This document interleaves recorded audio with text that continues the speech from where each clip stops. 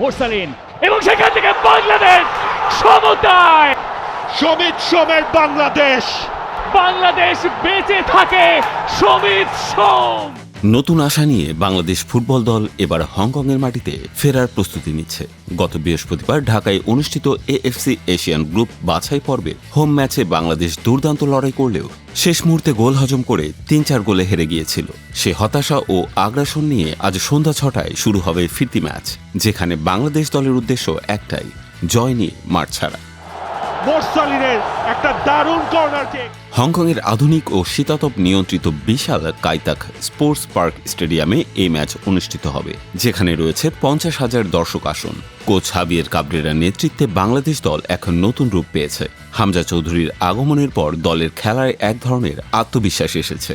পাশাপাশি Canada, Italy ও England থেকে আসা সমিত সোম, ফাহমিদুল ইসলাম ও জায়ান আহমেদ জাতীয় দলে যোগ দেয় দলের পক্ষে পরিকল্পনা বাস্তবায়ন আরও শক্তিশালী হয়েছে।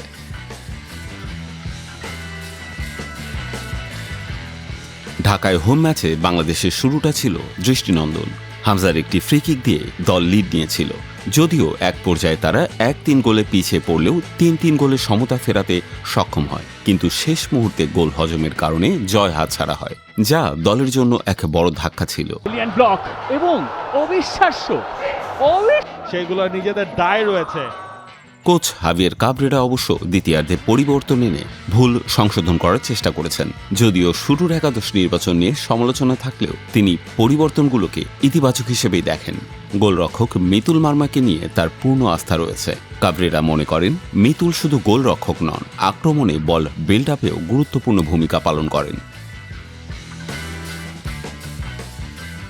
ফুটবল সংশ্লিষ্টরা মনে করেন এই দলের ভবিষ্যৎ উজ্জ্বল। যদিও প্রথম লেগের পরাজয় হতাশাজনক, কিন্তু দলের মনোবল যেন ভেঙে না পড়ে।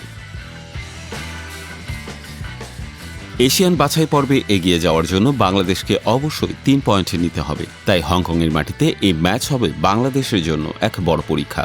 দল এখন শুধু পরাজয়ের চিন্তা থেকে বের হয়ে এগিয়ে যাওয়ার প্রচেষ্টা করবে। সব মিলিয়ে বাংলাদেশ ফুটবল দলের এই নতুন সংমিশ্রণ, নতুন পরিকল্পনা এবং নতুন উদ্দীপনা কাইতাক স্পোর্টস পার্কে নতুন ইতিহাস সৃষ্টি করতে চায়। নতুন স্বপ্নগুলো বাস্তবে পরিণত হবে কিনা তা দেখতেই সবাই অধীর আগ্রহে অপেক্ষায়।